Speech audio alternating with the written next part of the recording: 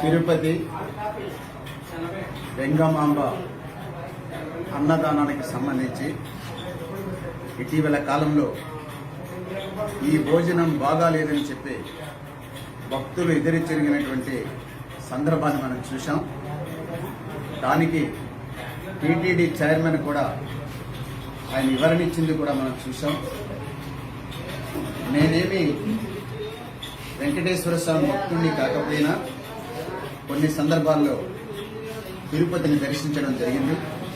ఆ సందర్భంగా నేను కూడా కొన్నిసార్లు ఈ వెంగమాంబ అన్నదానం భోజనం చేయడం అనేటువంటి జరిగింది.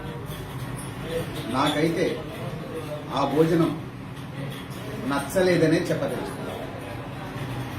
అక్కడికి వచ్చేటువంటి వాళ్ళు భక్తులకి భక్తితో వచ్చాం కాబట్టి ఈ భోజనంతో పేచీ ఎందుకనేటువంటి నచ్చకపోయినా కానీ చెప్పకపోవడం అనేటువంటిది, ఈ పేచీ మనకెందుకనేటువంటి పద్ధతిలో దైవ దర్శనం కోసం వచ్చాం, అది అయిపోయింది ఏదో తినిపోతున్నాం అనేటువంటి పద్ధతిలో సర్దుకుపోతున్నారనేటువంటిది చెప్పదచ్చింది.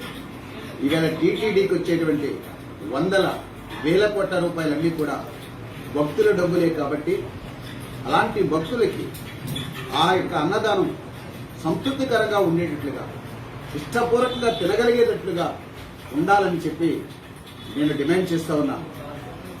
కౌన్సిల్ ఇట్లాంటి ప్రశ్నలు లేకుండా దీనికి సంబంధించి చర్చ చేద్దామన్నా అట్లాంటి అవకాశం రాలేదు.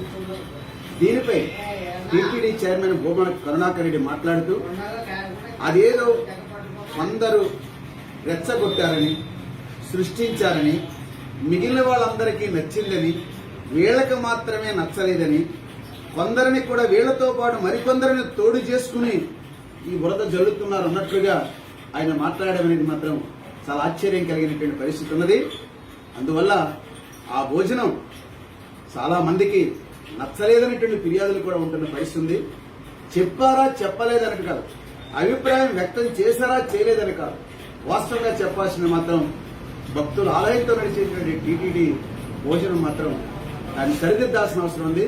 ఆ భక్తులకి రుచికరమైనటువంటి భోజనాన్ని పెట్టాలని చెప్పి, సంతృప్తికరంగా ఉండేటువంటి భోజనాన్ని పెట్టాలని చెప్పి నేను టీటీడీని డిమాండ్ చేస్తా ఉన్నాను.